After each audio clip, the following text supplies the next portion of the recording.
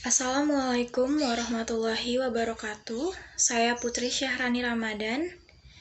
Bismillahirrahmanirrahim. Saya akan menjawab pertanyaan soal UAS mata kuliah SDM dan SDA dengan dosen pembimbing Ibu Nadia Rista, SPD MPDE.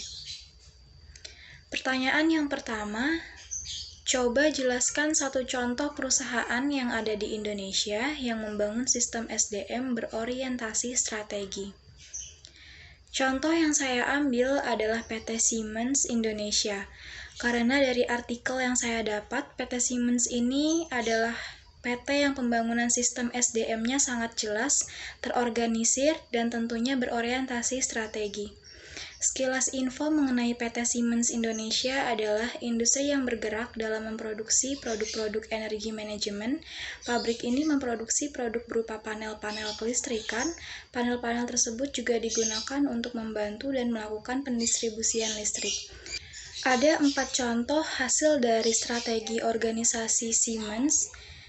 Yang pertama, produk yang bernilai dan berinovasi, kemudian efisiensi teknologi, kerjasama tim, dan peran sosial.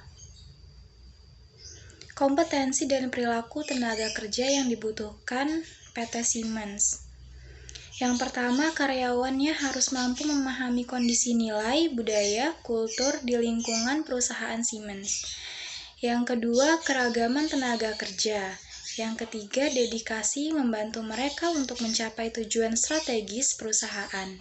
Yang keempat, meningkatkan pemilihan orientasi dan prosedur pemberhentian. Yang kelima, sistem pemilihan dan pemberian kompensasi terhadap karyawan yang menarik akan meningkatkan bakat karyawan untuk berinovasi yang diperlukan untuk mendukung diversifikasi global ke dalam produk dan layanan berteknologi tinggi. PT Siemens ini dapat dikatakan sebagai sebuah perusahaan pembelajaran, di mana setiap karyawan dapat belajar secara terus-menerus. Budaya kerja tim global yang akan mengembangkan dan menggunakan semua potensi sumber daya manusia perusahaan, iklim yang saling menghormati, dan organisasi global. Kompetensi dan perilaku tenaga kerja dapat meliputi keterbukaan untuk belajar, keterampilan kerja tim, pengalaman lintas budaya, keterbukaan rasa hormat, dan penghargaan terhadap keragaman tenaga kerja. Ada 4 kebijakan dan aktivitas SDM yang relevan secara strategis dan telah diterapkan Siemens dengan tujuan untuk membantu manajemen SDM berkontribusi untuk mencapai sasaran strategi Siemens. Yang pertama, kegiatan pelatihan dan pengembangan terhadap karyawan. Kedua, pembelajaran secara terus-menerus. Ketiga, peningkatan proses seleksi internal. Keempat, kegiatan pengembangan organisasi yang bertujuan untuk membangun keterbukaan, transparansi, keadilan, dan mendukung keragaman. Selanjutnya, pertanyaan kedua, jelaskan cara apa saja yang bisa dilakukan untuk menjaga SDA dan berikan 5 contohnya. Menurut jenisnya, sumber daya alam terbagi menjadi 2, yaitu sumber daya alam hayati dan non-hayati.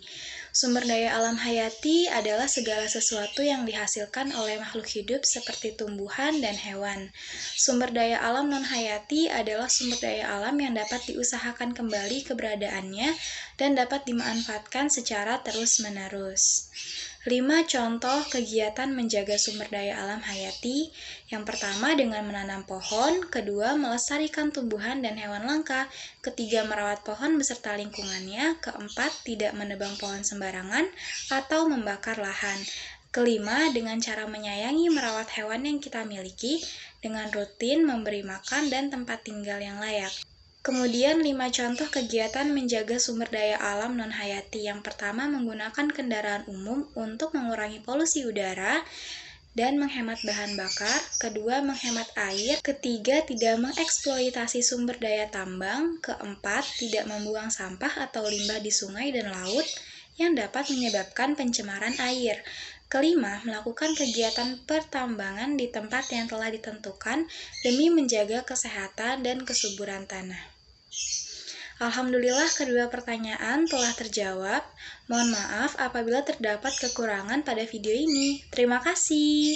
Wassalamualaikum warahmatullahi wabarakatuh.